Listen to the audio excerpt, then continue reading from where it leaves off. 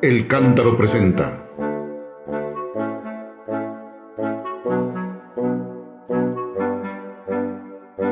Que fluya la justicia. Reflexión, música y noticias sobre derechos humanos. Comenzamos. Amigos y amigas del Cántaro Noticias, qué gusto saludarle donde quiera que usted se encuentre. Muy buenos días, muy buenas tardes, muy buenas noches. Le damos la bienvenida a este que es su programa semanal. Es un programa que está dedicado a los derechos humanos y queremos que usted, que nos sigue, que nos espera además a través de esta plataforma de internet que es el Cántaro Noticias, conozca más acerca de lo que significan los derechos humanos, del impacto que tienen en este estado y bueno, que fluya la justicia. El día de hoy su servidora Emma Aguado conversa con una mujer a la que le tenemos sin duda mucho cariño, pero además mucha admiración. Celia García Valdivieso.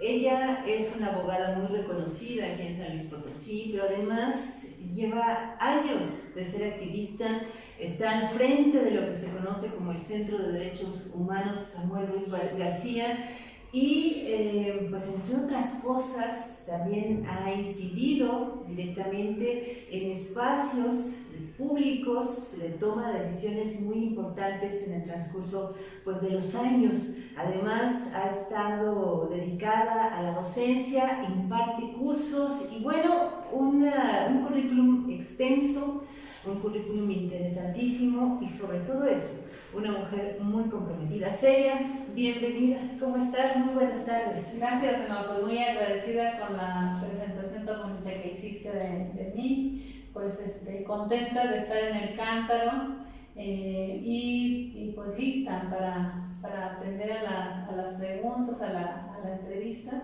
Entonces, muchas gracias. Gracias a ti, bueno, visitándonos en nuestro estudio porque lo estamos estrenando y estamos casi estrenando también programas. Celia, pues es obligada la pregunta porque quienes nos han seguido en Cántaro Noticias saben perfectamente que tú fuiste candidata a ser la presidenta de la Comisión Estatal de Derechos Humanos recientemente, o sea, hace apenas algunas semanas, y pues después de una jornada intensísima en la que todos estuvimos al pendiente de lo que pasaba en el Congreso local porque la decisión la tomaron las y los legisladores, al final de cuentas el resultado parece que no fue, digamos, el óptimo en muchos sentidos. Y quisiéramos que nos cuentes tu versión del asunto, cómo pasando ya días de todo esto, de que ya pudiste ver las cosas desde otra perspectiva, cuéntanos pues qué pasó según tu visión y pues qué ha seguido sucediendo. Sí, bueno, en este proceso que acaba de suceder, como bien lo dices, inédito para la elección de presidenta a la Comisión de Derechos Humanos, a mí me parece importantísimo hacer, como lo dices, un recuento de la historia desde mi perspectiva.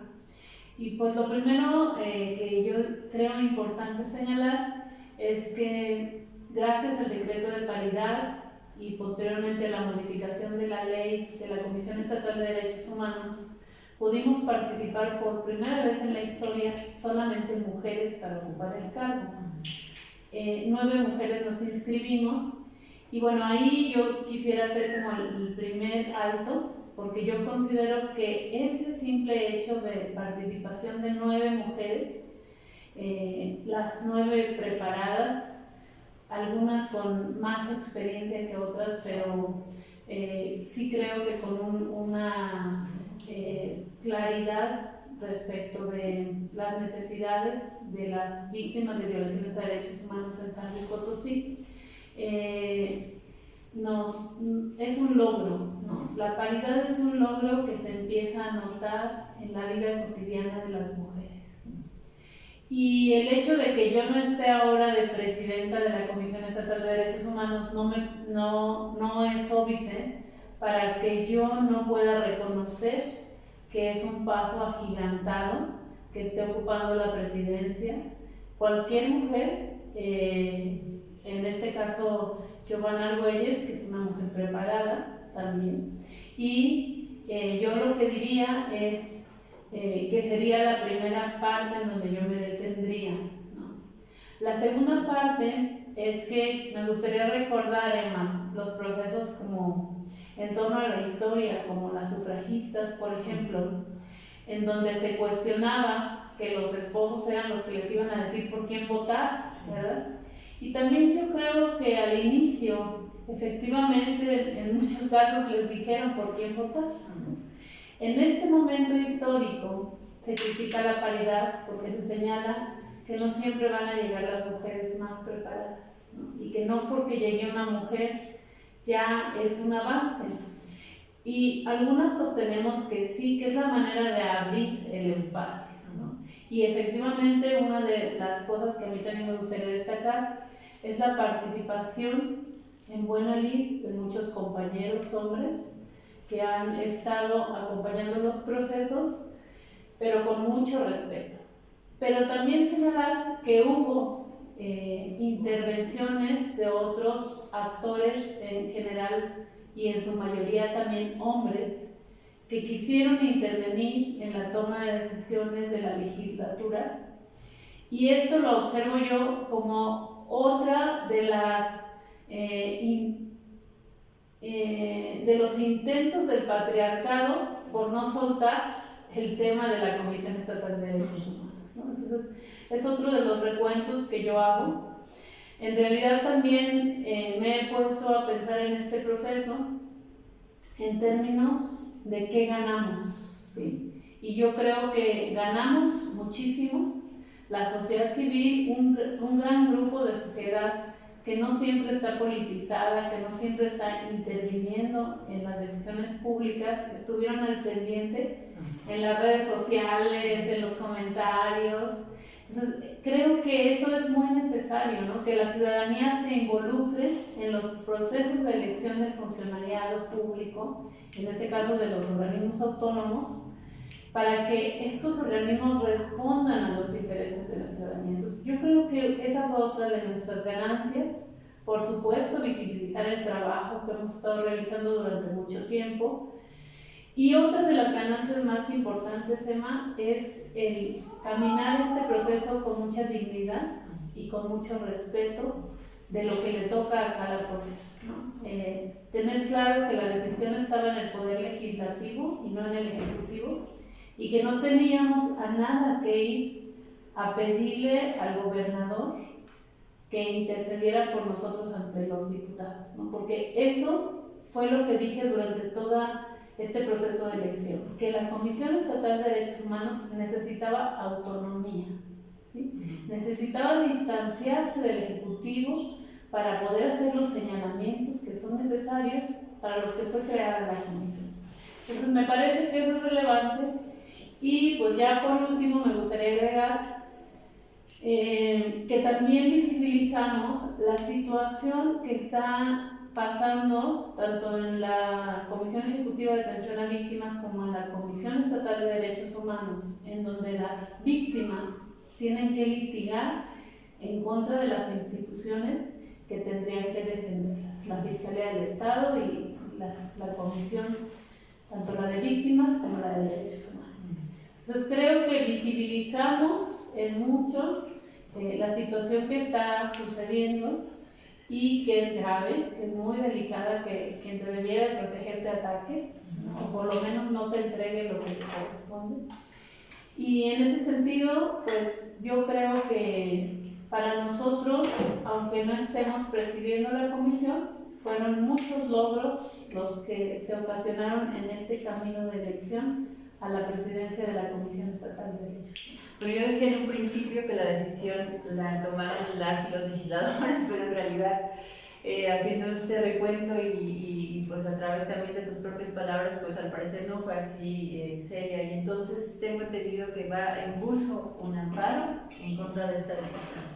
Sí, mira, Emma, la teoría general del derecho, la propia ley de amparo señala que las legislaturas son autónomas al momento de determinar algunos funcionarios que tiene soberanía para tomar la decisión y que sus decisiones no pueden ni deben ser cuestionadas.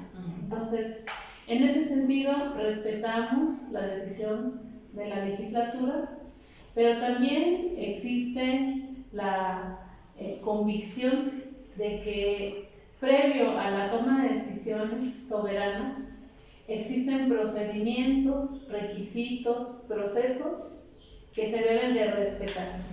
Y esto fue lo que no sucedió y lo que estamos impugnando en el amparo.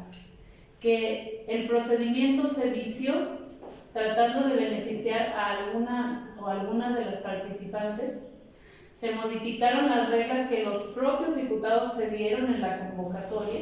Diputadas y diputados se dieron en la convocatoria reglas y cuando no les convinieron no las siguieron, ¿no?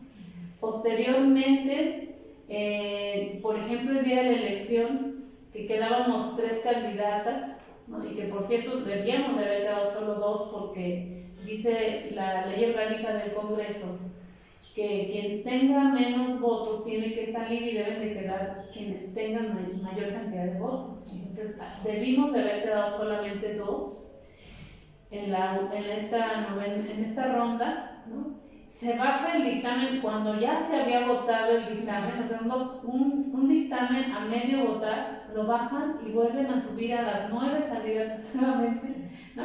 Entonces son cuestiones que hasta por sentido común pues entiende que no es así, pero en este caso el amparo, los agravios del amparo tienen que ver con que no se respetó el principio de la legalidad, porque los funcionarios públicos, las funcionarias, solamente tienen permitido hacer lo que está en la ley. Entonces, se violó el principio de legalidad y el del debido proceso de darle formalidad a los actos que se estaban realizando. La sesión del Congreso en donde se tomó la decisión del nombramiento también estuvo viciada en términos de plazos. La ley orgánica del legislativo dice que tiene que publicarse la Gaceta determinadas horas previas a la sesión, lo cual no sucedió. Y también que si hay un caso de emergencia, pues se tiene que decir que es una sesión convocada así, no ordinaria, sino urgente, ¿no? Y no sucedió. Entonces se vinieron dando muchas violaciones, se ensució el proceso y eso hizo que pues la persona que es electa se deslegitima y sufre violencia política igual que las 9 participantes que estuvimos ahí, ¿no? Y yo sí creo que esta violencia que sufrimos tiene que ver con que hay un desgaste que nos señala pues a ver cuándo nos vamos a volver a inscribir un proceso, ¿no? Después de un desgaste como este, a nadie le quedan ganas, ¿no? Entonces creo que también es un poco intencional, que es parte de esta cultura patriarcal que existe, pero también creo que estamos avanzando y que estamos haciéndole no un hoyito, sino un boquete a esa cultura. Si tú en este contexto de todo lo que nos explicas, y hubieras quedado electa, hubieras, digamos, como primera medida, ya como presidenta de la CDH, denunciado esto? Claro. ¿Qué hubiera pasado? Claro, por supuesto. Yo lo dije en algunas ocasiones.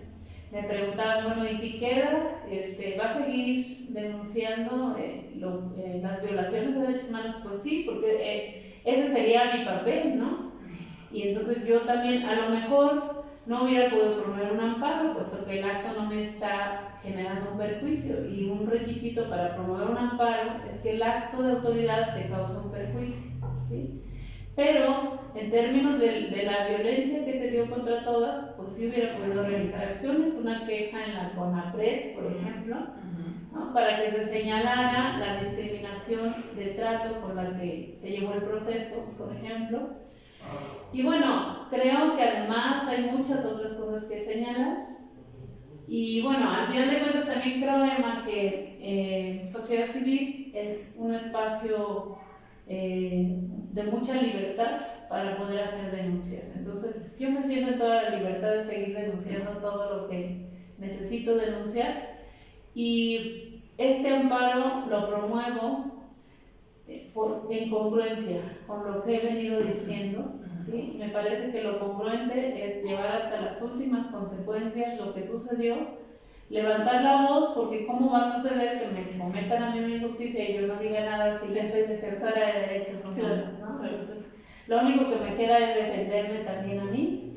Y bueno, al final de cuentas, está en la cancha de los juzgados federales del juez de distrito y estamos esperando la resolución. Muy bien, sería bueno, vamos a ver cuál es precisamente la respuesta a este amparo. Estamos al pendiente, ya nos avisará, ya te estaremos preguntando, nos interesa mucho darle seguimiento al tema, pero también nos interesa que nos platiques también desde tu perspectiva, desde tu estudio, desde tu análisis, ¿qué tenemos en San Luis Potosí en materia de derechos humanos? Avances, retrocesos, probablemente esto nos pueda llevar muchas horas de conversación, pero algunos puntos que consideres que son urgentes de compartir. Bueno, Emma, mira, estamos en el ocaso de un gobierno. Creo que es un momento oportuno para hacer una evaluación, ¿verdad? De cómo nos fue en este tiempo de gobierno del gobernador Juan Manuel Carrera. Y yo creo que, pues, si hiciéramos un balance, tendríamos que decir que no nos fue bien. Los funcionarios y las funcionarias que están al frente de las instituciones de atención a víctimas, yo creo que terminan muy desgastados, porque no sé si ha sido la indicación o fue de mutuo propio, pero la forma de actuar fue la administración de los problemas. Es decir, no se resolvieron los asuntos de fondo, se les fue administrando, dando paliativos, manteniendo a las víctimas como mecanismo clientelar, ¿no? Y entonces, al finalizar el sexenio, pues tenemos problemas gravísimos, ¿no? A una semana de haber elegido a la presidenta de la Comisión Estatal de Derechos Humanos, le toman la Comisión Estatal de Derechos Humanos, las víctimas, ¿no? Y se empiezan a reunir nuevas víctimas y hay reclamos. Y esto obviamente no es culpa de la presidenta, es culpa de las anteriores administraciones que fueron administrando las problemáticas de derechos humanos y que lo que menos les importaba era resolverlas. El caso de Jorge Andrés López Espinosa, que está hoy de candidato y que en su momento a las víctimas no les resolvió, no les atendió y deja una situación desastrosa, yo diría, en la Comisión Estatal de Derechos Humanos. Junto con ello, en otras instituciones de igual manera, pues se vienen administrando las temáticas, pero ¿qué va a pasar? La gente se va a cansar, las personas van a llegar al hartazgo y se van a empezar a manifestar y a hacer todo este tipo de cosas porque están cansados de que les han dado, como decimos, a tole con el dedo, ¿no? Todo este tiempo del gobierno fue así. Entonces yo diría que terminamos en una situación desastrosa este tiempo de gobierno. Alguno de los logros puede ser, pues, la creación de la Secretaría de Derechos Humanos, pero pues nada más la creación, porque todavía no encontramos como el funcionamiento. Se creó el mecanismo para defensores de derechos humanos, pero los defensores no estamos de acuerdo, ni los periodistas están de acuerdo en quienes encabezan las acciones de defensa. No confiamos en ellos, creemos que son quienes nos atacan. Entonces, ¿cómo vamos a confiar en ellos, no?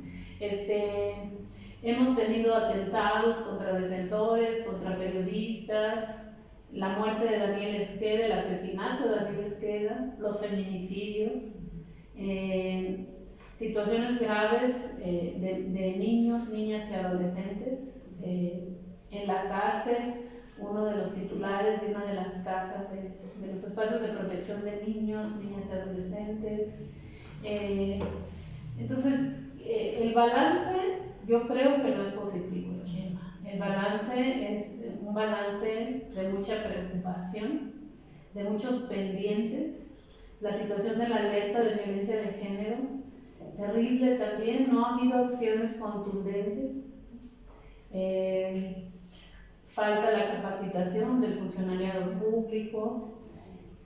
Y también he observado que hay una manera de cooptar a la sociedad civil, sí, es como una estrategia del gobierno de cooptar a la sociedad civil dándoles cualquier cosa, dinero, proyectos, programas, ¿no? Pero que al final de cuentas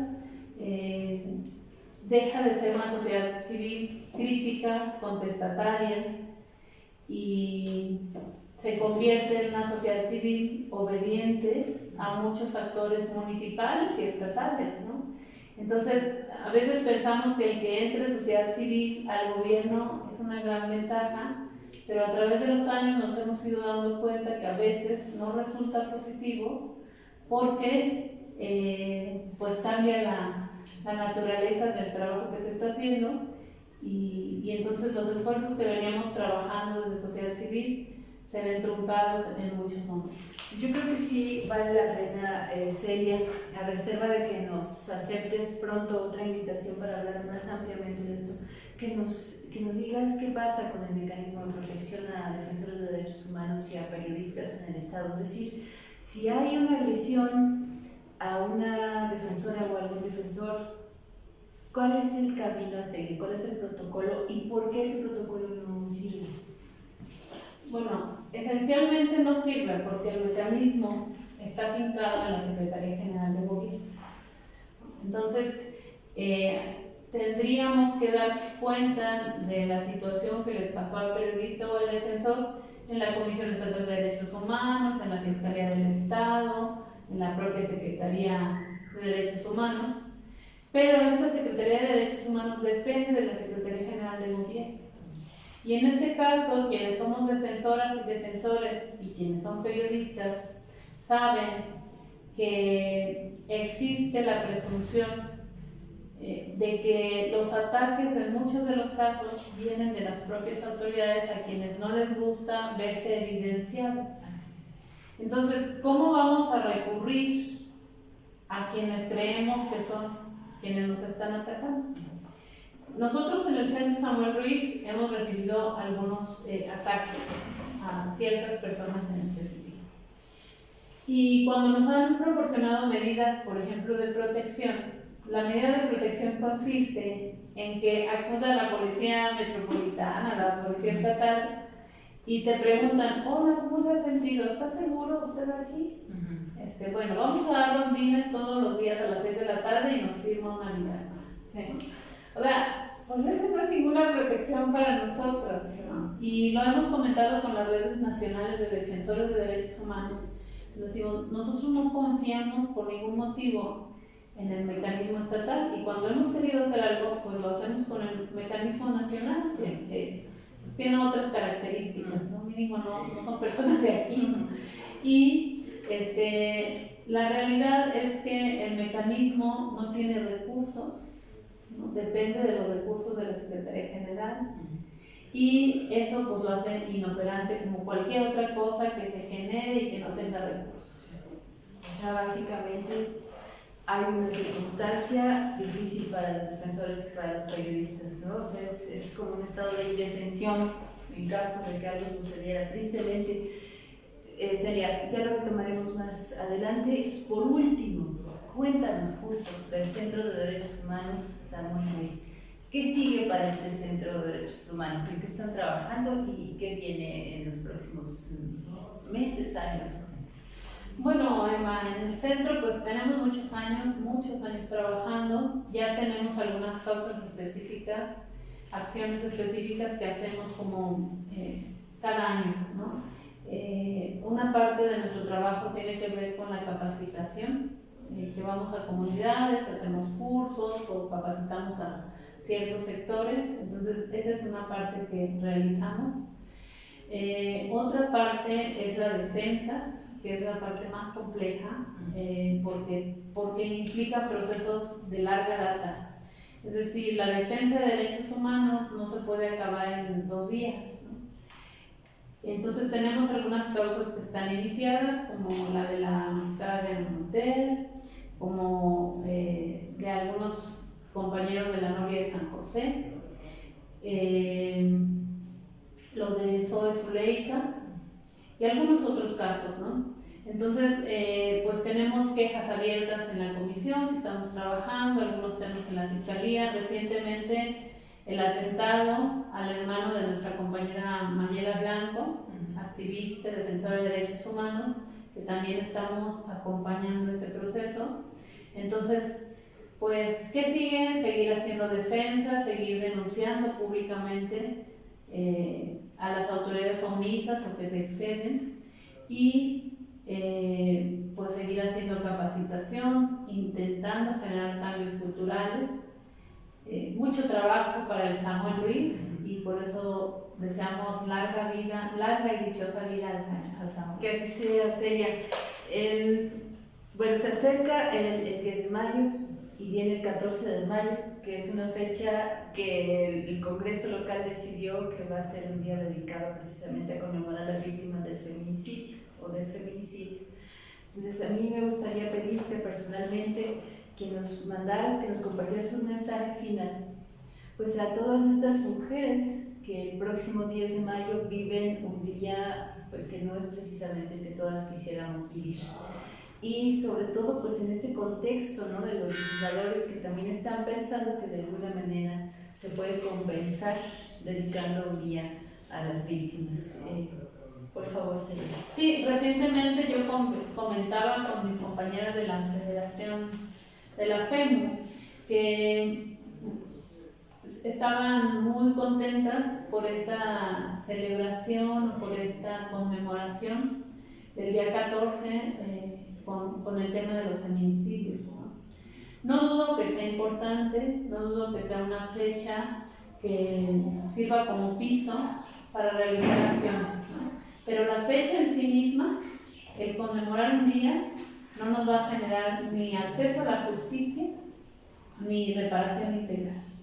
Y yo deseo para las víctimas de feminicidio, de feminicidios, estas dos cosas: acceso a la justicia, que se encuentren los culpables, que se les castigue, y reparación integral para que las víctimas, los deudos, los niños que quedaron sin sus mamás puedan darle continuidad a sus proyectos de vida.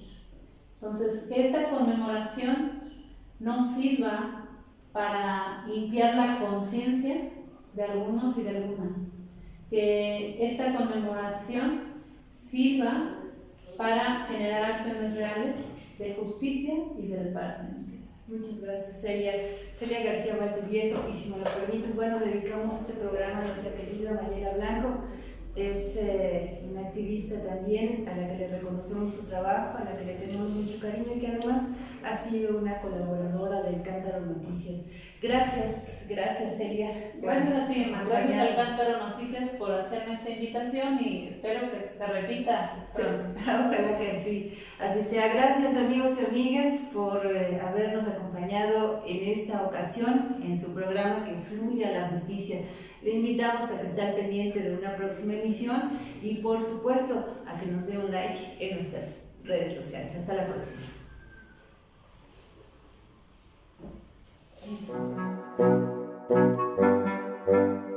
Que fluya la justicia. Reflexión, música y noticias sobre derechos humanos. Esto fue todo por hoy. Nos vemos en la próxima emisión.